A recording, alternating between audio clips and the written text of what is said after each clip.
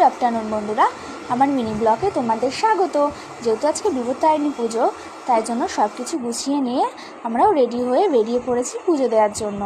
যা যা লাগে বিপত্তারিণী পুজোতে 13 রকমের ফুল ফল, তাগা, ধূপকাঠি, মোমবাতি, যা যা প্রয়োজন আমরা সব কিছু নিয়ে দেখো বেরিয়ে পড়েছি। আমি আর বদ্দিই যাচ্ছি পুজো দিতে। মাও যেত, কিন্তু বাড়িতে কিছু অসুবিধা থাকায় মা যেতে পারেনি।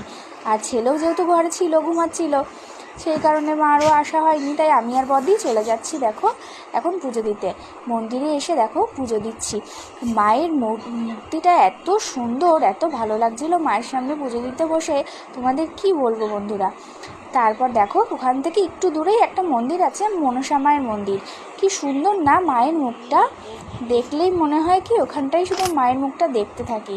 তারপর ওখানে দাঁড়িয়ে একটু মায়ের ভিডিও তুলে নিলাম এবং আমরাও একটু ছবি তুলে নিলাম মায়ের সাথে। কি ভালো লাগছিল মূর্তিটা দেখতে। আরও সকাল সকাল পুজো দিতে তো খুবই ভালো লাগে। তারপর দেখো আমরা পুজো দিয়ে এখন বাড়ির দিকে যাচ্ছি। আমি আর বদ্দি হাঁটতে হাঁটতে, বাড়ির থেকে আমাদের এই মন্দির বেশি দূরে নয়, ওই জন্য হাঁটতে হাঁটতেই গেছিলাম। আর এখন দেখো বাড়ির দিকে যাচ্ছি, আর বদ্দিও একটু ভিডিও তুলে নিল, আমরাও একটু ভিডিও তুলে নিলাম।